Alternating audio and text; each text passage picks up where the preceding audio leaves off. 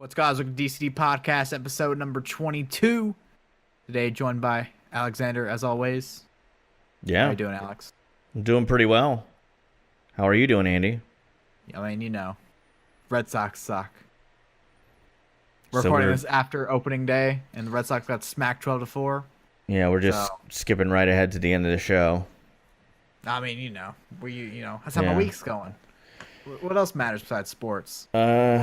Plenty. Nah, I doubt it. You know what I always find myself doing? It's kind of weird.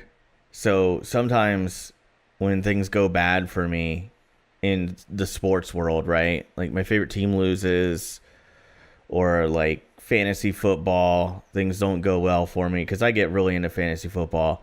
Things don't go well. I just tell myself, well, at least I have my YouTube channel. There's still that. Like I'm still happy about that. And then I notice sometimes when I'm doing poorly with like YouTube or something, I'll sit there and I'll go, well, at least I have fantasy football.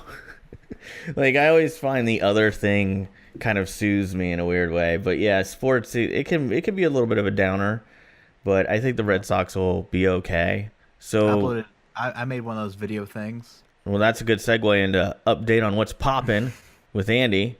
So what's poppin' with you, Andy? I don't know. I just made a video. Uploaded it. See what happened. Yeah? How'd it go? I don't know. I watched it. Did you? Gave it a thumbs up. Should have gave it a thumbs down. Nah, I don't. I'd It really. was poorly edited. I didn't look at the camera. How often? How often do you give a video a thumbs down on YouTube? Quite often. Quite often. If I don't like the video. Oh, really? I'm very selective If about I'm that. ever just like on a on a T-Baz video, just hit that dislike button. Yeah. I'm so selective with it, dude. I literally The last episode. I literally Cran Crepe and Tito's. Oh, well, look at that. Captain It Marvel. makes another appearance. Yeah. I really have to hate a video to give it a thumbs down. Like it has to be something that's like either deceptive or unethical. Do you know what this is? It looks like a Rubik's Cube. All right. Well, we'll leave that there. Well, We'll get to it. anything else going on with you, Andy, this week? Anything cool? I mean, sports is the only thing that matters. So. Okay, well. Yeah, I'm just kind Last of... came out. It was solid. Yeah, I still have yet to see it. Update on what's popping with me. Speaking of us. Got really angry last night on Twitter when I saw somebody saying they wanted to bootleg us. I saw. I hate people like that. Big pet peeve of mine. I shouldn't say hate. Hate is such a strong word. Can't really say that I hate anybody personally. I try not to have that negative energy. It takes so much energy to hate someone, believe it or not. So I strongly dislike people who do this. Just side tangent here before I talk about my week. If you want more movies like us, or any other movie that you enjoy, for example, the last Judge Dredd movie that I really like, Dredd, like, go see it, or buy it on Blu-ray, or both. Don't bootleg it, because if it does poorly in the box office, they'll never make another one, which is what happened with Dredd. So, PSA from your buddy Purple Swordfish out there. Us broke the record for biggest opening weekend with a black female lead. Good. I mean, and I think that we need more things, more movies, more films like us. Something different, something unique.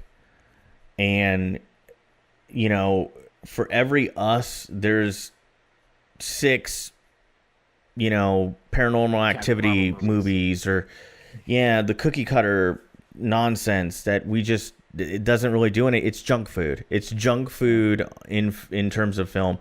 So go out there, support the movies you love. Go out there, support the TV shows you love. Speak with your wallet, people. Anyway, yeah, this week's been a pretty normal week for me, other than Madden has taken over my entire week. So That's awful. Well, not really. So they did a house rules event, and I tried to give them props on Twitter because I think it's, as much as I criticize Madden, I think it's fair to tell them when they're doing something great. So the house rules event this week was great. I ended up getting 5 usable cards for putting in about 6 hours of time. But the only downside with that is it kind of took over the week. So now it's the weekend, and I got to do Weekend League. Did a stream for that. Did really well. And now I'm recording this podcast. So that's what's popping with me. Really stressed out about, like my personal life with work and all that, but that's a whole nother thing. I received some bad news. Well, now I feel like a jerk talking about me being stressed out about normal stuff. What's the bad news for you? Some awful news. I learned that Twilight Zone, all episodes don't come out on April 1st, but only 2 episodes come out on April 1st. See, they stagger it because it's on CBS All Access, right? It's exclusive It to should CBS all come out. Yeah, you see, you're thinking like the Netflix model, man. You're thinking the Netflix model because I got CBS All Access specifically for Star Trek Discovery. By the way, cannot say this enough. If you're a Star Trek fan at all, you gotta watch Star Trek Discovery. It's awesome. It's outstanding. Do not think it's like low budget just because it's only on the streaming service. But they stagger releases. It comes out every Thursday at like 8:30. And they do that. Episodes now. They do that because they know. Because I think Star Trek Discovery is going to have 16 episodes. It basically guarantees that I'm going to have to buy CBS All Access at $9.99 a month just wait for 4 months. Month. Spoilers, man. Spoilers, man. And it's so good. It's so good, Andy. Mute everything on Twitter. Yeah, I suppose. I try to do that with Walking Dead, but it just doesn't work. Like Walking Dead. It's a show, so who cares? Okay, whatever, Andy. I mean, I get it. Anyway, that's update on what's popping. Andy hates all the TV shows that I like, and apparently I'm a basic B word when it comes to TV shows. You are. No, I'm not. I wouldn't use those terms, but you are. It's I very like okay, listen, I have a very broad scope. Star Trek Discovery is a good show. Star Trek Discovery is a good show. You can't call me basic for that. Okay, I get that I like some stuff that is kind of junk food TV, like Cops and Finding Bigfoot and Big Bang Theory, and like I like some stuff that's on that lowest common denominator. But the movies I've watched, or the TV shows I've watched this year, I watch a little bunch of everything. Seinfeld. See, I watched that as a kid. Seen every I episode. watched Russian Doll, Sex Education, Big Mouth. Yeah, and that's it. Yeah, I've been watching. Like I said, Star Trek Discovery. Obviously, it's Big Bang Theory's last season. Been watching that. Finding Bigfoot had like half a season. It's really good. I like Pawn Stars. I know most people don't like Pawn Stars, but I like it. I feel like fun fact. They've tried to be more educational this season, which I like, but I wish they would have done that earlier. If there was no such thing as Pawn Stars, there'd be no such thing as Twitch. Because before Twitch was Twitch, it used to be a thing called Justin TV. Mm-hmm. And Justin TV blew up because people would stream Pawn Stars on it. Well, there you go. I mean, so Pawn Stars in a weird way kind of led to Twitch. What else am I watching this? Community. I got Hulu, and I've been watching Community. I love that show. It's really good. Are you really funny. Or watching it for the first time? Watching it for the first time. Oh. And I'm about halfway through it. I think I'm about halfway through season 3. So I think that's right at about the halfway point. It's really good. It's the best spin-offs of any TV show ever. Well, there you go. And then Game of Thrones is coming back next month. So looking forward to that. We'll be yeah, let's just jump right into that. Oops, we made a mistake. Here's a correction. You made a mistake. Okay, I made a mistake. Here's a correction. Turns out that Game of Thrones allegedly, they don't have this completely confirmed, but allegedly most of the episodes, if not all of the episodes, will be over an hour long. So I was incorrect in stating that none of them would be extended. I got my information from a very poorly sourced article, obviously. And then upon doing further research, I found older articles that were better sourced that confirmed what I'm telling you right now. So I did not do an appropriate amount of research. I got a little bit panicked because I love that show. And anybody who tells me it's not good, well, I strongly dislike you, like the people who want to bootleg movies like us. I mean, it's a 9.5 on IMDb, so... I'm looking forward to... Well, you know what? What I've noticed is a lot of people that I know that think they're... How can I put this in a nice way? Contrarians. The people that I know that are contrarians all take great delight in telling me how much they dislike that show. Even though... 9.5 out of... Guess how many votes? I don't know, probably thousands. It's very popular. 1.4 million. It's a good show. I will say this about Game of Thrones. It starts off really slow, and it is a little bit hard to follow at first because they do not do, I would say the first 3 or 4 episodes of the series, they do not do a great job in terms of introducing the characters and character development. It does start a little slow in that regard, but it's still a really good one. Isn't most shows, you're like, it's always like, yeah, you just get past the first season. That's awesome. No, I wouldn't say you have to get all the way past the first season. It really does pick up.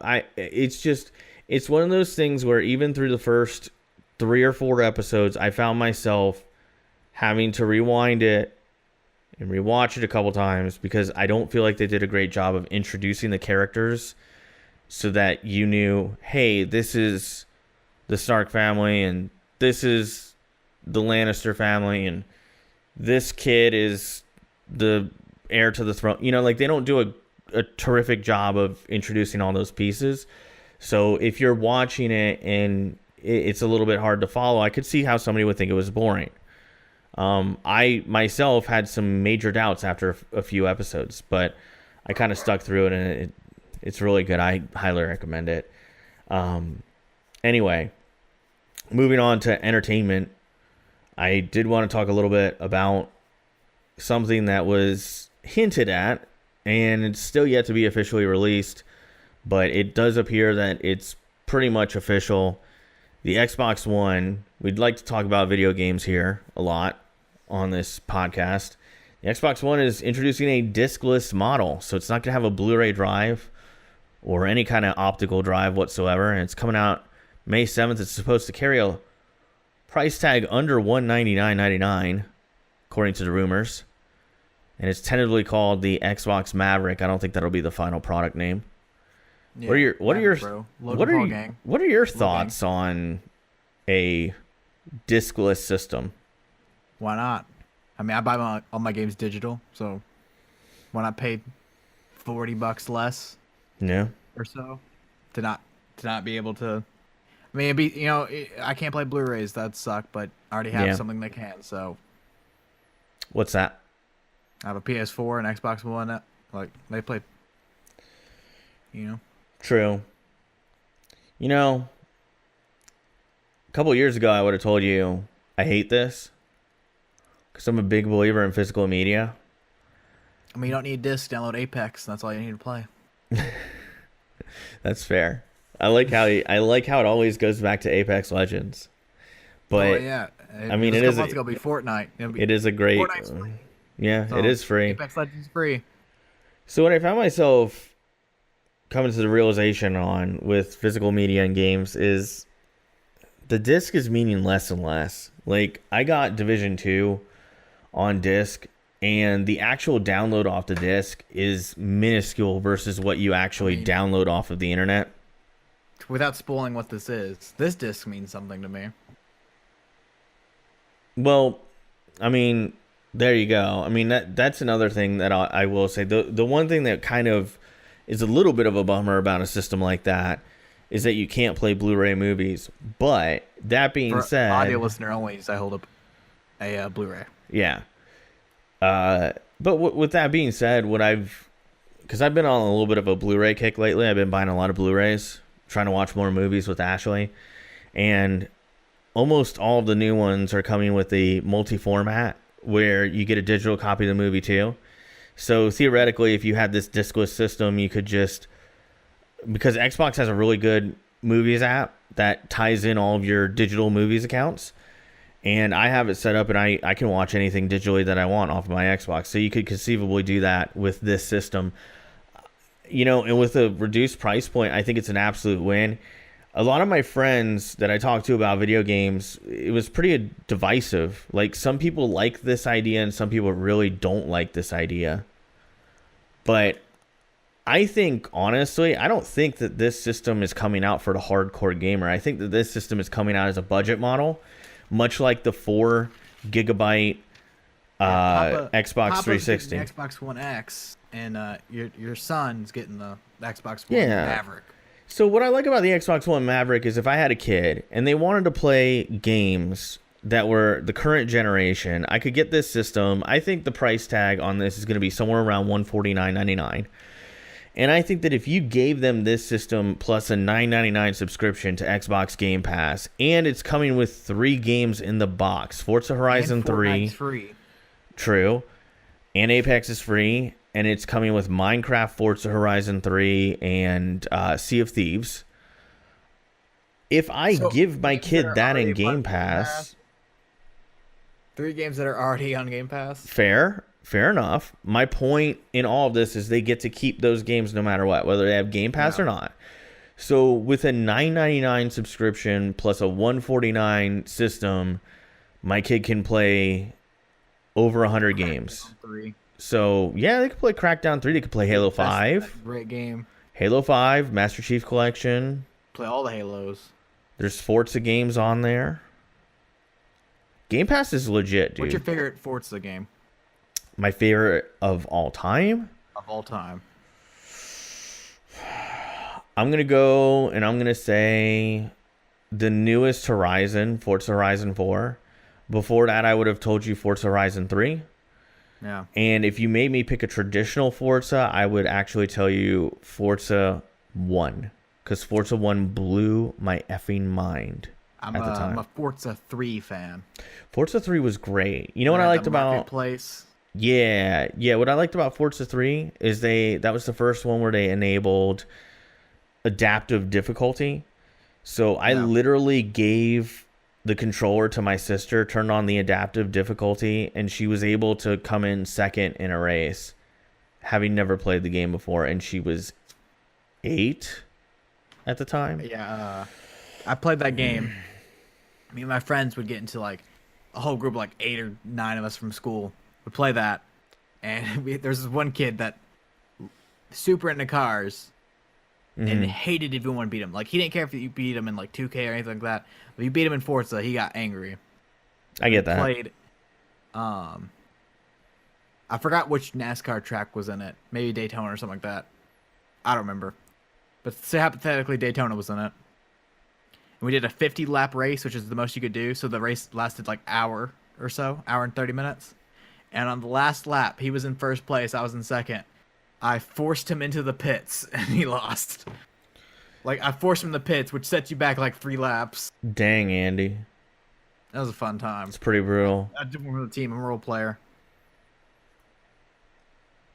Well, Forza, great game, great series. I know that I prefer the Horizon games nowadays. Oh, now, yeah, I would probably Horizon. They're way more fun. I would prefer actually a Need for Speed game. I like them all. I've probably purchased about 80% of all of the Forza games. I think I missed a couple in there, but unlike what I think the reviews, the newer Need for Speed games are pretty fun when you only play them for like a couple hours. They're okay.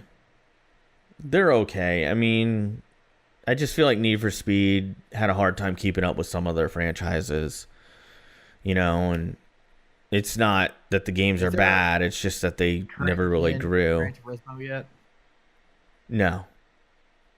That's unfortunate. I thought of something whenever you were talking about the digital Blu-rays and how you can like theoretically buy them and just watch it on Xbox. What if they start doing that with books, to where if you buy the book, it comes with the Kindle version and like the Audible version? I think that would be really smart because a lot of comic books do that now. So, for example, Marvel, I bought a Spider-Man issue, and it comes with the digital version and the physical version.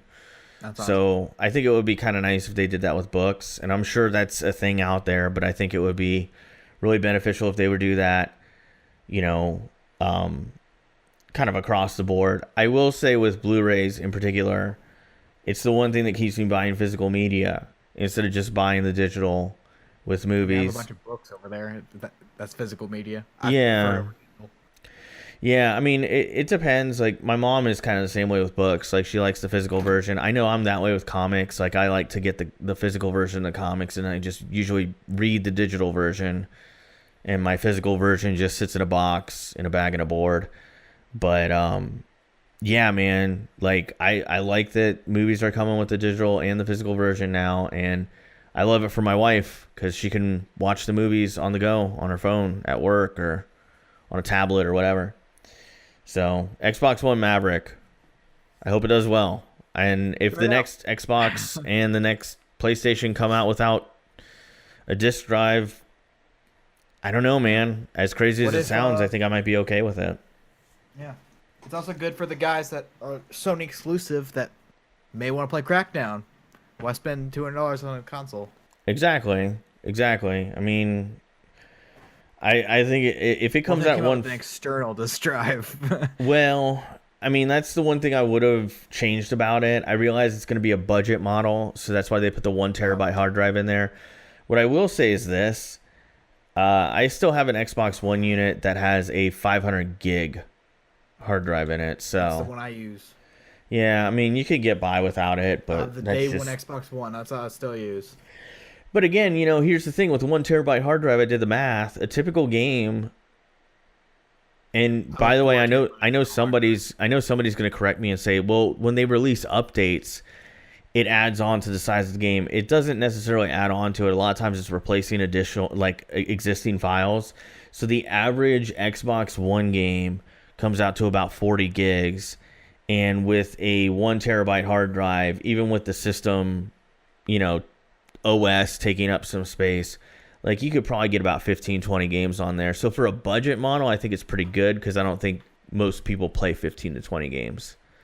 I currently have 122 games downloaded on my 500 gig Xbox. Yeah, see, like you have 122 downloaded on a 500 gig. I'm assuming a lot of those are like indie titles, things like that. Oh no, I have a 4 terabyte external hard drive. Well, then there you go. I mean, there's your answer to that. But yeah, Xbox One Maverick, hope it does well. I love the choices as a consumer. It's always a good thing. So, what are we doing next? Are we doing DCD Film Club or are we doing sports? I guess we got to go to Film Club. All right, let's go to Film Club. That's how it rolls. This week's pick was The Fountain from 2006. I don't know exactly what you would call this movie. I'm going to call it a sci-fi movie. Yeah. Drama, a little bit of drama in there, like a sci-fi drama. Kind of transcends genres, I'll be honest. Like when I watched it, I was kind of... Did you just assume it's genre? It's bad. I love that video. I love that whole thing. That ma'am. Yeah. You know, she's out there listening. Film. Yeah. I went into this wanting to love it because I like Darren Aronofsky. It's like one of the only things I haven't watched of his. Mm-hmm. And boy, oh boy, was I disappointed. Yeah, I think you and I will probably fall a little bit further apart on this than we normally do on movies. I don't know that it'll necessarily be Freddy Got Fingered apart, but it'll be apart. What'd you rate it? Freddy Got Fingered? Do you remember? Oh, I don't even know. I think it gave like a 3.5. Yeah, mine was a 1. So. Yeah, yours was, yeah. So, I'll let you lead off, Andy. What did you think about this movie? I have my notes. I didn't write any notes during the movie. They were all written after. So I guess that says something about the movie.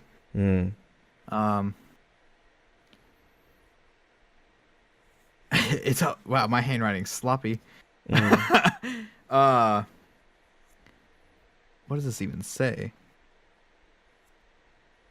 Yeah, like it's it's basically 3 stories, all right, but they're all from different perspectives. Mm-hmm. Like, this is all spoilers, by the way. If you haven't seen the movie, watch it or skip past timestamps in the description. By the way, spoiler warning. There's 3 stories. I don't know if you picked up on this, but the book was Izzy's point of view. Like, the Hugh Jackman character was actually Izzy, and it was basically her like accepting death, and like the whole part where she like stabs the tree and like goes into the ground is like what she's doing in real life, where she's dying. It's all of her like accepting death. And then the future is from Hugh Jackman in the present day version. Hugh Jackman trying to save her like the whole time he's trying to save the tree, which is her. Which Yeah. I mean, if it points it out kind of with the her hairs on the tree, like Yeah. weird hairs on the tree. Really weird. I don't like that. Mm-hmm. And kind of to back that up is whenever it's like the past tense. It's some like, I don't know my instruments because I never took music classes, but some like horn something like flute. Someone's gonna correct me in the comments. Some like, one of those types of instruments is playing, and then in the future, a piano's playing, and then whenever like it's in the present day, it plays like the piano whenever Hugh Jackman's on the screen and the horn, and whenever together they play them both. So kind of like, if you picked up on that, kind of tells you how the story goes. I did not pick up on that, and that's pretty impressive that you did. And this is your first time watching it. Yeah. Yeah, it's my first time watching this, by the way, too. So I noticed it because there's a bathtub scene. yeah. And both the horn and the piano are playing. And then I noticed that the piano's playing with Hugh later. And I kind of like put it together. It also tells stories it's a kind of a religious movie in which she has an atheist take on death, where she just accepts it and goes into the ground. But his point of view is for like a more of a religious view, where it's like all in the stars in this mystical place is where she dies. Mm-hmm. I don't know how to really explain that more. But it's a sad movie, I'll say it's sad, and Yeah. that's all my thoughts on it. Well, I have a lot to say about it. I feel like my experience going into this is a little bit different than yours, and it's kind of funny because this movie is all about perspective. I like that's the one thing that kind of. So my perspective going in was different than yours. I traditionally do not like Aronofsky films. I think that he's a little heavy-handed in introducing his own agenda, views, and thoughts into films. I know a lot of directors do that. I know a lot of writers do that. I know a lot of screenplay writers do that. I've just always felt like Aronofsky very purposefully and blatantly, I don't know if I want to use the word attacks, but prods at religion excessively. And my take on it is, if you don't like religion, that's fine, but why does that have to always be a backdrop to a lot of your films? But My that's next just pick is a religious movie. But that's just Alex's take on Aronofsky, and I've also found that a lot of movies that he does have a very similar theme, and therefore they're kind of predictable. For example, Black Swan and The Wrestler, where they were besides once. those 2 movies, those are very similar. But I know, but my thing is, like, a lot of his movies have like this very similar structure. Oh, they were the best at what they did, and now they're not so good, and they're washed up, and then they give their greatest performance ever, and they die in the way. Oh my God, and it's so beautiful, and it's like, okay, we get it. Spoiler alert, by the way. Well, I'm sorry. If you haven't watched either one of those movies by now, you probably weren't going to anyway. So, like, I've always found Aronofsky to be just a little bit, I don't know. Sometimes I feel like it's a little bit pretentious, but I realize I'm going to get a lot of hate for saying that because I know he's very highly regarded. This movie, I went in thinking I probably won't like it as much as the people who suggested it, because I know both people who suggested this, by the way, Daniel and Brian Shoup or Shoup. I always forget how to pronounce his last name. Brian, you can always just send me a tweet and remind me. I'm sorry for butchering your last name. But they both suggested this movie, and I know they both quite enjoy it, from my understanding. I think Daniel, it might be one of his favorite movies of all time, if not his favorite. Pretty sure he said that. It was. Yeah, so, by the way, thanks to them for the suggestion. I actually really enjoyed this movie. I really did. It's a little dark. It is a little sad. There were aspects of it that I didn't like. So, of course, Aronofsky had to have the Inquisition in there. Religion bad. You know, like, we had to have that moment because it's an Aronofsky film. But what I did like about it is explored... It was I kind of like that this came on the back end of us looking into 2001: A Space Odyssey, because I think it explores a lot of the same concepts. It talks a lot about what it is to be human, and what I think three things, and I was talking about this on a live stream the other night, so if you've already heard me say this, I'm sorry, but like three things that I think every human being struggles with and wrestles with and thinks about, and it keeps them up at night, or at least a lot of us, are three main questions: origin, purpose, and destiny. And it's three very basic things that just mean a lot to a human. Where did I come from? Why am I here?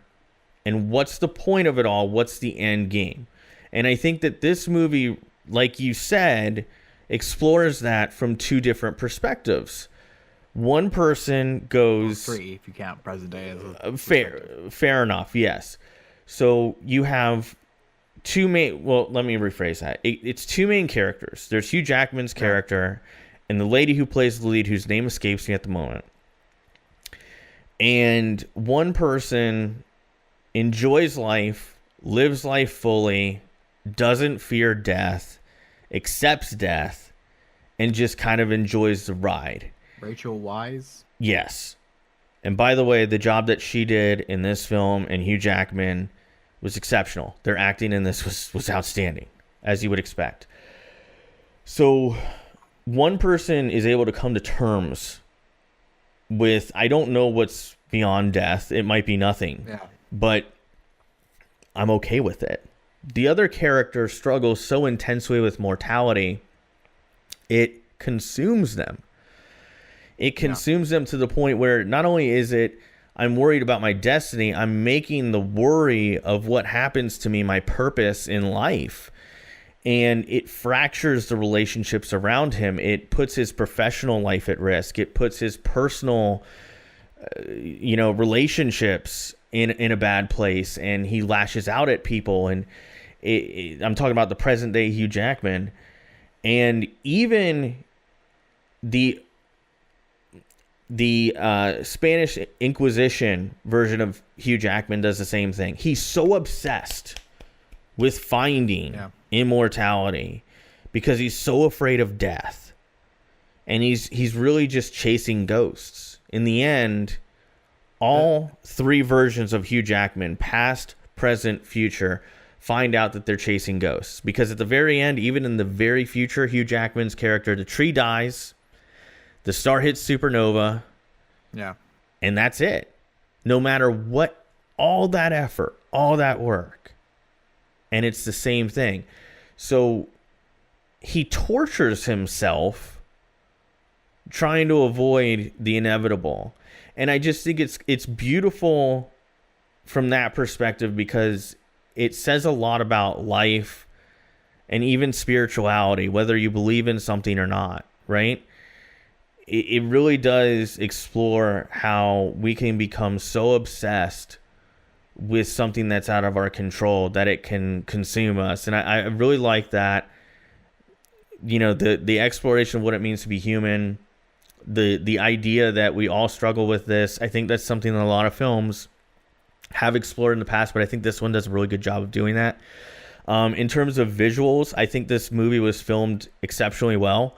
I really enjoyed the visuals in this movie. I know that they used some very specific macro style filming techniques so that they could get the look that they achieved with a lower budget. And if you don't know the backstory on this film, it was actually supposed to be made with a higher budget with Brad Pitt and somebody else as the leads, and it just didn't happen.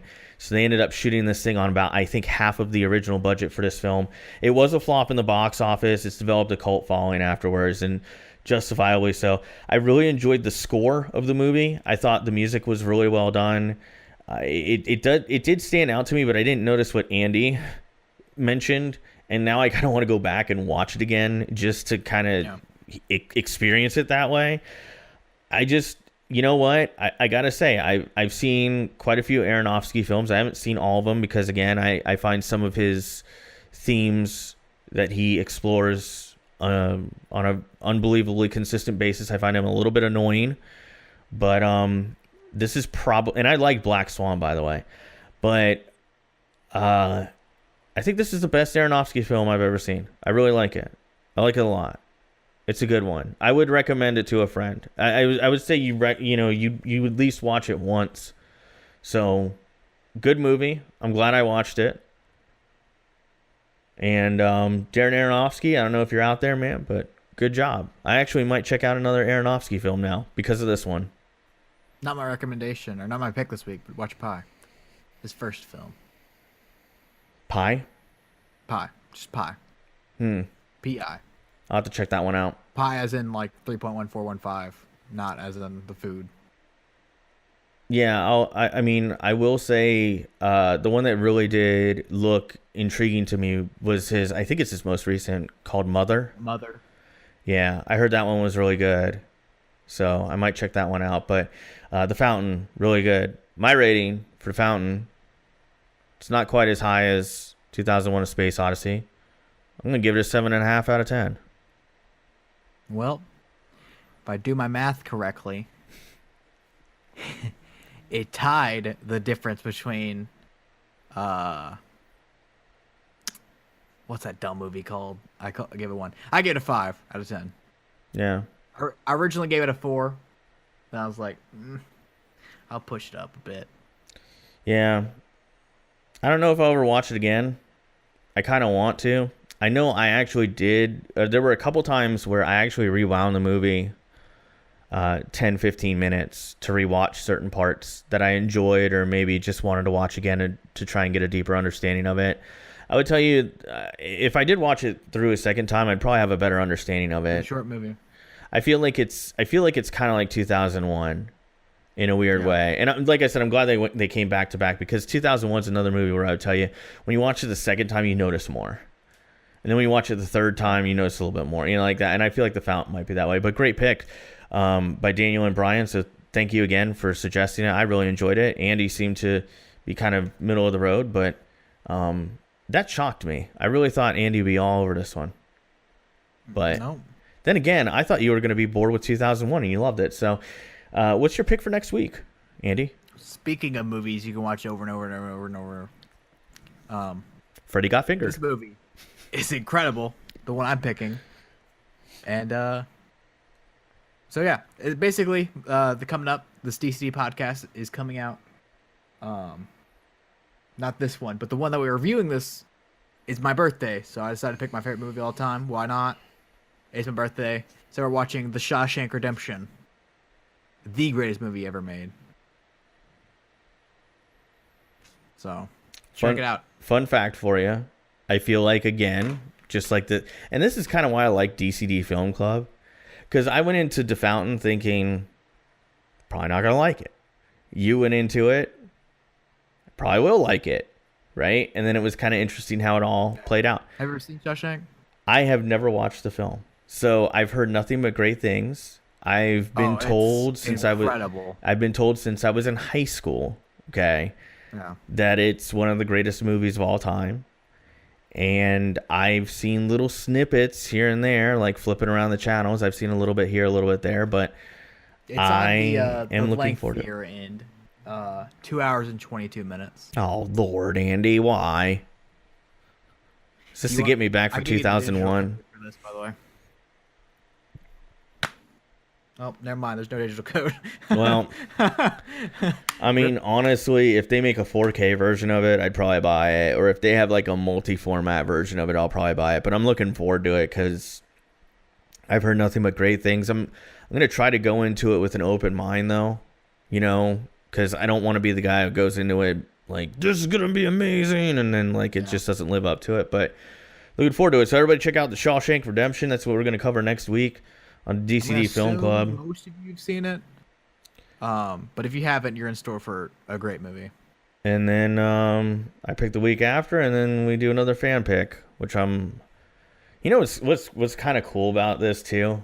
I feel like DCD Film Club has become my favorite segment on this podcast, but like the fan recommendations. I have a love-hate relationship Fans, with listeners, the I should film say. club, Why? because I love it because like it's fun, like it's a recommend blah blah blah, like go back and forth, Yeah. but it takes so long for me to recommend again. Like Oh, well, yeah. I mean, I'm mad because like I wish I could recommend something every week. Because I have so many. Like I have probably my next half dozen picked out. to not spoil it, I'm gonna hold my phone back here. I have the rest of the year. I literally went through, did the math on all the episodes I would go through, and I have up to episode number 61 Film Club picked out. Like you told me that I get to pick the one that's closest to Thanksgiving, and I'm like, yes. I know exactly what I'm picking. For my hint to the next one, Yeah. I give you a hint for my next movie.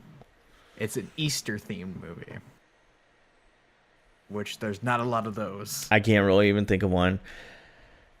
I'm just gonna tell you guys this. Like, I know my first couple picks were pretty bad. They were very sophomoric films, but I'm really trying. I tried with 2001. I hope you guys enjoyed it. I didn't get a lot of feedback from listeners on it, but I'm trying to pick out films that I think are meaningful and are meaningful to me, and I think you guys will really enjoy my next pick. So anyway, After Shawshank, I'm going for more obscure movies. ooh, obscure.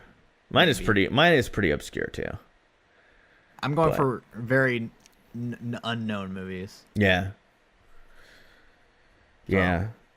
So, let's move on to sports. Sport. So, Rob Gronkowski is our first topic. And Feels like forever ago that he retired for us, and even longer for y'all. yeah, I mean, this is coming out a little bit after the fact because I think he retired right after. He came out. He retired the day the last episode came out. Well, then there you go. Yeah, so like we record these a little bit in advance. Yeah, Gronkowski retiring. I know he had hinted at it. I know there were rumors that he was going to do it, but I didn't quite expect it so soon. I guess my question to you, Andy, is if he hadn't struggled with injuries as mightily as he had over the years, do you think he would retire right now? Because I don't think he would have. Yeah. So you think he'd still retire?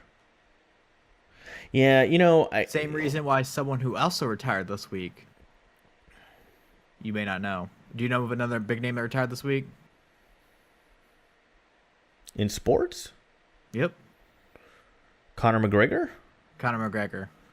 Same reason Conor retired. Same reason Gronk retired. So you're thinking like because I know the rumor with Gronk is that he was thinking Hollywood.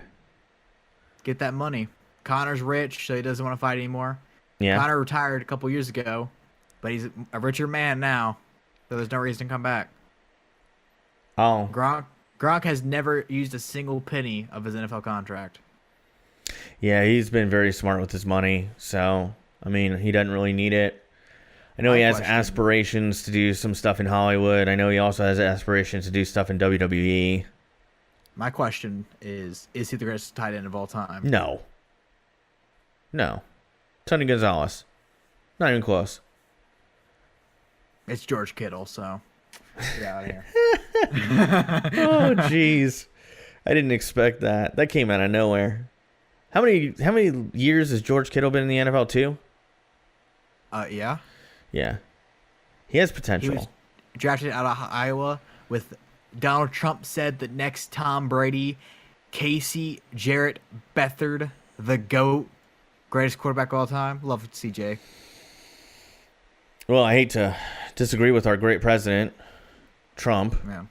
And I'm not even saying that facetiously. I actually do like Donald Trump. Before we get past it, farewell, Gronk. You had a great career. Yeah. Should be, even if you're on his standpoint and you think Tony G is the greatest tight end of all time, He is. he's top 3 all time. Maybe, but what I'm saying is Tony Gonzalez, I believe, is number 6 all-time in receiving yards. So, I'm sorry, Tony Gonzalez And Gronk is number 6 all time in injury amount. Ooh. Yeah, I mean, I like Gronk as a player. I think that he had an exceptional career. I think that the majority of the time he was in the league, He's a maybe cheat even code, the entire time he's been in the league, he was probably the best tight end. But I don't know if I would put him at best of all time.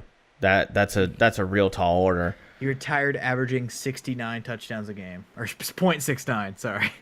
Yeah, he Legend. was. Now, if you told me, well, you know what? I wouldn't even say that because I would say Antonio Gates was a better red zone target. But Gronk did it all, man. The guy could block. He's a playmaker. From 2000, Good red zone now, target. he's the best tight end. That's fair. That's a fair analysis. 2010 and now, because Tony G's still 2000. Yeah. Well, yeah. Tony Gonzalez played a lot of those 2000s years, and I mean, he was the best receiver on the Chiefs for the longest time. So yeah, but Gronk, farewell. Already the rumor is that he's having reservations and might want to come back. I don't think he will, but hey, he had a good career, man. Hey, you know, with all these head injuries in the NFL, if you don't need the money, maybe you do want to make that early exit, right? And we've seen a lot of players do that lately. So there you go. Chris Borland, the 49ers rookie running back. Yeah. Monster. After one season quit. He's like, I don't want CT, I'm out. Makes sense, man. Scary stuff. Scary stuff. Right. Our next topic is one that you kind of don't know. I just wrote down a very bland thing. Yeah, I have no idea what it is. NFL start, sit, cut. Yeah. I saw some things. I saw it on Twitter. And basically, you had to pick one to start, pick one to sit, pick one to cut. And I would like to know your thoughts on this. So start, sit, cut of the 2016 NFL Draft quarterbacks. You get Jared Goff, Carson Wentz, and Dak Prescott. So I'm going to start. This is hard because I think all three are very talented. Yeah. I'm going to start Jared Goff. I'm going to sit Dak Prescott. And I'm going to cut Carson Wentz. Oof. Those injuries, man. What's your thoughts on it? Start Goff, bench Wentz, cut Dacky P. I like Dacky P. Wins a lot of football games. Does? Yeah, he does.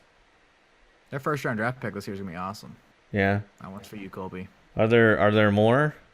Do you have more ones? No, that's the only one. Just one.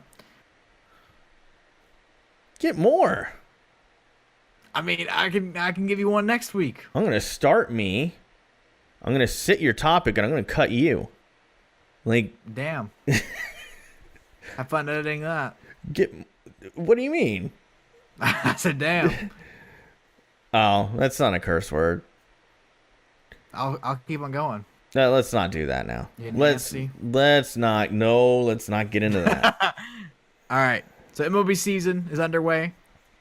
Red Sox got demolished, so I need to get our predictions for the MLB season. What we're looking forward to. Starting off, we're gonna pick our division winners. So we're gonna start off with the best division in all of sports, the AL East. Who you got? Taking Red Sox in this one. Ooh. I'm going with the Red Sox as well, but I'm a homer, so you know. Yeah, I think the Yankees will make it interesting, but I got the Red Sox in this one. We move it over to the AL Central. I'm going with the Cleveland Indians. Yeah, I don't know that I really like this division much. I'm going to go with the Indians too, but it's not a lot of good teams in this division. Then we have the AL West, which has a team currently 3-0. The Mariners are going 162-0. But in all seriousness, the Houston Astros winning it. I would love to say the Angels, because I can't say this enough. I think that for the sake of baseball, it will be good to see Mike Trout in the playoffs. I'm hoping and praying that they can somehow get out of that Pujols contract at some point and be able to do other stuff. But I got the Astros winning the West. I hope somebody gives them a run. Was there a player when you were a kid? When I was a kid, I may have been just my area, but all the T-ballers tried to use Albert Pujols' stance. Was there a player like that whenever you were a kid? So I was in Florida. So a lot of kids used to mimic Gary Sheffield, because he had that very specific batting stance. I knew a couple kids that also used to mock Griffey's batting stance, because you know how Griffey, and it always looks so good. Griffey always had that back elbow so high. It just looks so good. A lot of kids used to try and mimic that too, even though they were right-handed. All right, next we have the NL East. This is the most intriguing division of them all, besides your team. And I'm going with the Nationals to win it. I like that pick. It's a bold one. I feel like this is gonna be a more competitive division than people think. I think the Phillies, the Nationals. There's 4 teams that can win it. Yeah, I think the Phillies, the Nationals, and the Braves are the ones that I think are gonna really fight it out. And I think the Mets and the Marlins are gonna get just pounded in general, especially the Marlins. I'm gonna take the Phillies on this one. I liked the Phillies a lot last year, and I think they needed one really good player. I think they might have found that in Bryce Harper. They certainly paid for it. So if they get the good Bryce Harper and not the just kind of like the above average Bryce Harper, I think they win the division. Otherwise, I would take the Braves here. Move on to another interesting division, the NL Central, in which, surprisingly, I have the Cubs. Can't agree with that one, man. I'm going with the Brew Crew, because they have a really good team. I feel like they want it more than Chicago. I think they definitely want it more than St. Louis. Another pick a lot of people had going into the year, winning division. And they have the one, the only, the man, the myth, the legend, Christian Yelich, who I think will be an MVP candidate again this year. Move on to the NL West, and it's the Dodgers. You know, they win it every year. Again, I really want the Rockies to give it a run, but I think the Dodgers do take it. I agree with you. Then we move on to our wild card spots. Going back to the AL, my wild card teams would be the Yankees and the Oakland Athletics, which is very similar to last year's playoffs, but just how I see it unfolding. Yeah, I think the Yankees have the wild card absolutely locked up, and I'm gonna go a little bit outside of what you said with Oakland. I'm gonna say it's the Angels get in there. The Angels. Yeah. Then the NL wild card is super intriguing because, as we said before, the NL East has 4 teams that could potentially make the playoffs. The NL Central has 3 teams you can argue. Yeah. And then my wild card spots are gonna be the Atlanta Braves and the Brew Crew, the Milwaukee Brewers. Yeah, so I picked the Brew Crew as a division winner, and I'm gonna say the Cubs. Someone you picked as a division winner, and the Rockies end up in that wild card scenario, leaving, unfortunately, the Braves and the Nationals out in the cold. There's so many teams that can make the playoffs in the NL.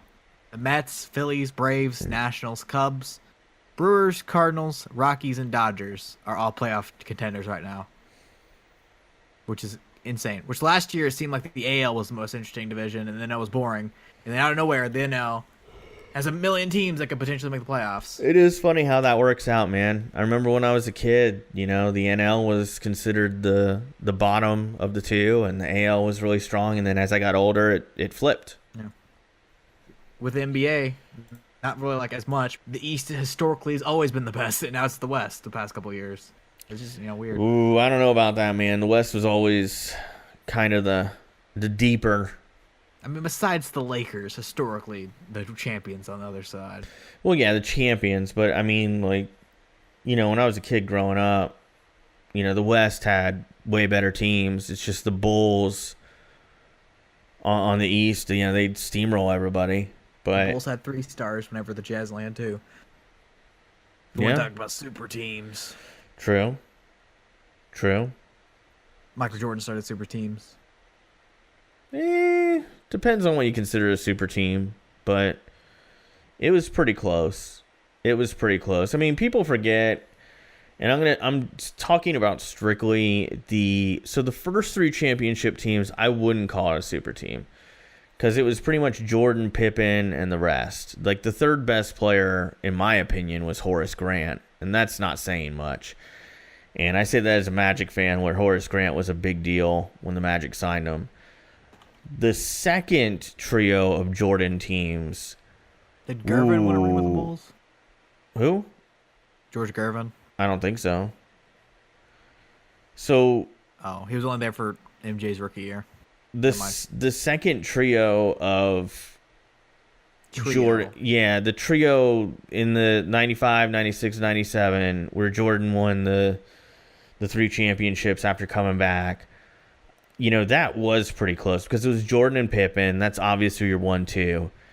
They had convinced Ron Harper to stay in Chicago, convert to being a point guard, which he actually did very well because he was a scorer. He was a shooting guard for a long time. And then they had Tony Kukoc and Dennis Rodman as well. Dennis Rodman probably being a little bit... Forgetting the best player on the team. Luke Longley. The man in the middle. The Luke Longley Express. Luke Longley.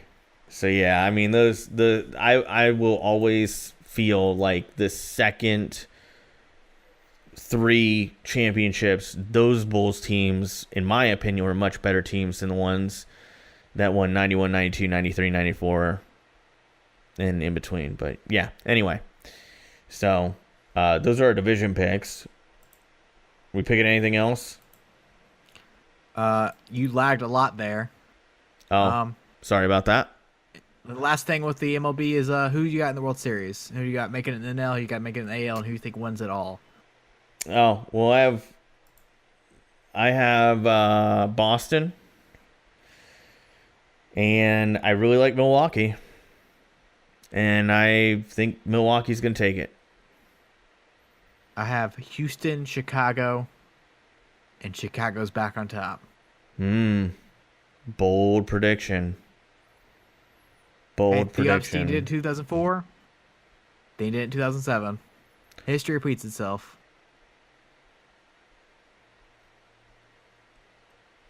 Well, it'll be interesting to see how it shakes out, man. It'll be really interesting to see how it shakes out.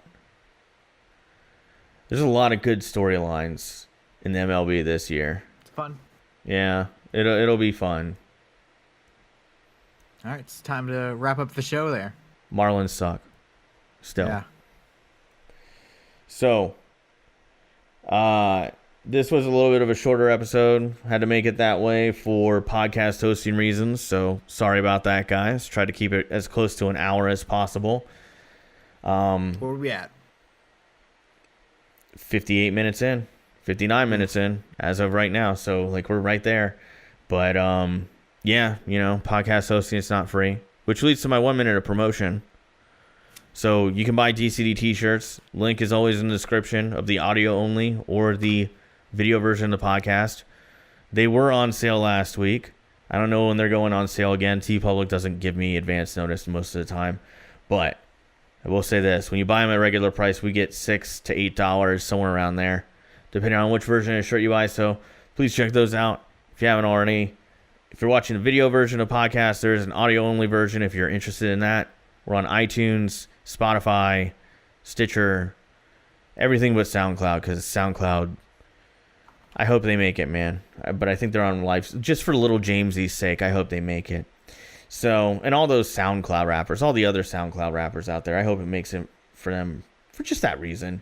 And yeah, if you're watching or if you're listening to the audio only version of the podcast, there's a video version where you can see Andy hold up Blu-rays, throw his cat back on his bed, then the cat jumps back up on the table, and then Andy puts it over, which actually makes like it's actually funny. It's like watching like a little train, like a little cat train go around your head when I edit the video, because it goes in fast motion. Like I edit it at like 2x speed, so you just see the cat get up, Andy just throws it. Cat gets up, Andy just throws it. It's kind of cool. So you can watch that if you get the video version. Also, before I let Andy talk about sports a little bit more and lament the shortcomings of the teams that he likes, even though they're all good. Speaking of lamenting, yeah, good joke if you knew what this was. I don't know what that is. We did get a review on iTunes, and they did leave their name. I do not have an interesting fact about you because I don't know who you are, but to Josh Ravens Rock, I like to think that that's your real name. That's the fun fact about you. Josh first name, Ravens middle name, last name Rock. So to Josh Rock, thanks for the 5-star review, man. I appreciate it. But you can leave us a review and leave your name, and I'll give you a shout out. Doesn't even have to be a 5-star one, but you know, come on, give us 5 stars. So Andy, lament your sports teams. All right, got to give a shout out here to Anthony Pettis last week. Got absolutely dominated against Wonder Boy, but came out with Superman Punch, knocked him out. Shout out to you, Anthony Pettis. That was a cool moment. Yeah, that was a cool moment. If you're in UFC this weekend, we have a good one: Edson Barbosa versus Justin Gaeth. Check it out. It's the Wells Fargo Center. It's on ESPN2, so it's free if you have TV. Obviously, you gotta pay for that.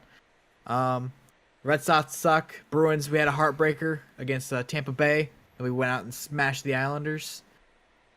Just gotta stick with the Celtics, but 49ers at this point are almost guaranteed Nick Bosa, so you live.